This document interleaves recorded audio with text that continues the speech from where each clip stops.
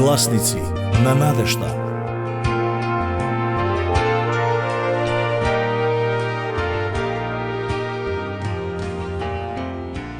Глава 11. Бог направи се што може. Кога се соочуваме со проблем, често за тоа го обвинуваме Бог, барем некој од нас. Понекогаш ги слушам луѓето како велат: ако постои Бог, зошто има толку проблеми? Обичниот човек не ја познава вистинската Божја природа. Тие не си ја знаат дури својата природа. Зошто човекот би давал такви изјави ако постои Бог? Причината е што тие не се познаваат себе си, ниту пак ја познаваат природата на Бог. Сакам да објаснам нешто во врска за тебе и за мене. Ние може да си направиме свој избор, но многу често основата на нашиот избор не е правилна. Затоа секогаш доаѓам кај тебе со Библијата. Во Библијата имаме основа за сите правилни избори. Затоа не можеме да го обвинуваме Бог за сите наши проблеми. Тој ни го даде правото да направиме правилен избор.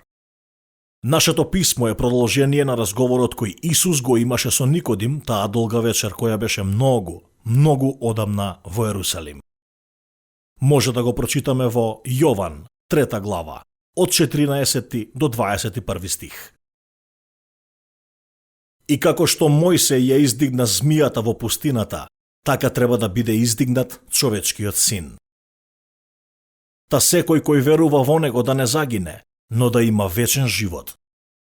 Зошто Бог толку го возлюби светот, што го даде својот единороден син, та секој кој верува во него да не загине, туку да има вечен живот. Зошто Бог не го испрати својот син во светот за да му суди на светото, туку светот да се спаси преку него? Кој верува во него, нему му се суди, а кој не верува, веќе е осуден, затоа што не поверувал во името на единородниот Божји син. Судот се состои во оваа сентенца. Светлината дојде во светот, а луѓето ја засакаат темнината повеќе од светлината, затоа што делата им беа зли. Зошто секој кој прави зло ја мрази светлината и не оди кон светлината, за да не бидат откриени неговите дела? А кој ја извршува вистината, оди кон светлината, за да се видат неговите дела, бидејќи се извршени во Бога.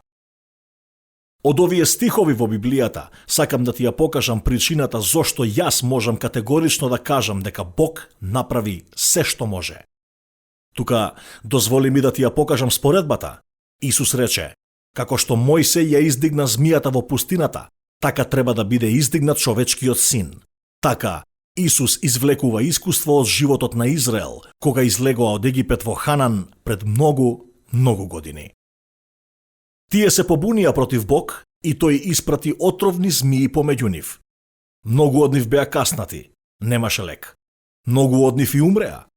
Ако Бог не го упати Мојсей што да прави, ќе немаше никаков лек.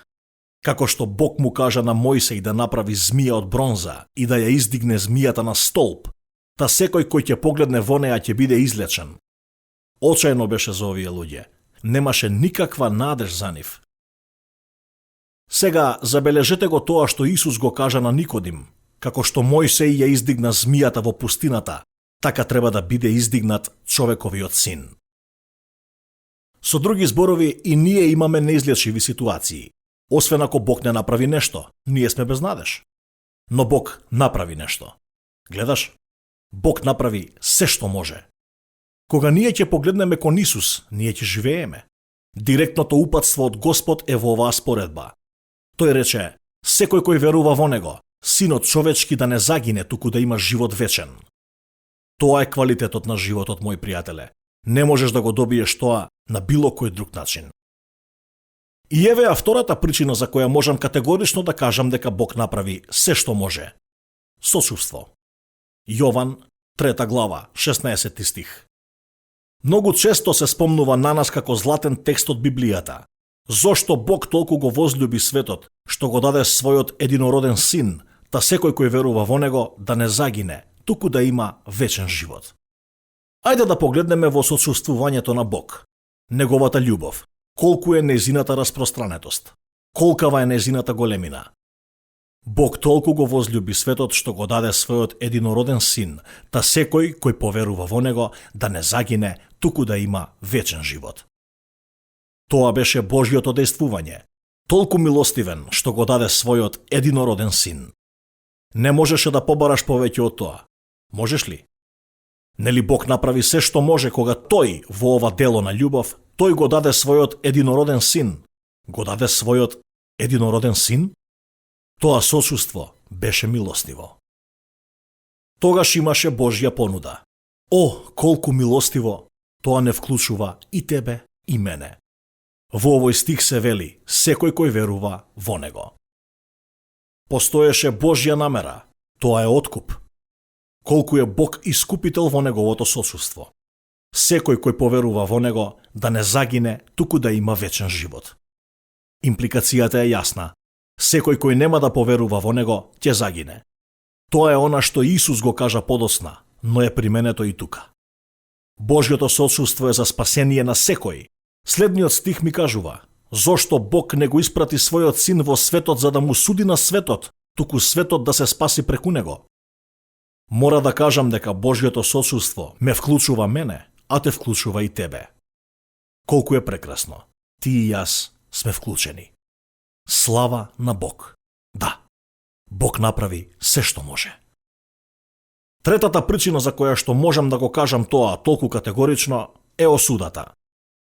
Сакам ова да го забележите многу внимателно. Исус го прави тоа апсолутно јасно. Казната е донесена. Осудата е на нас, освен ако не поверуваме. Тој рече, оние кои веруваат во него, нема осуда. Верувањето е излез од осуда од смрт. Неверувањето го носи врз тебе, пријателе. Но тој кој не верува е веќе осуден, затоа што не поверува во името на единородениот Божји син.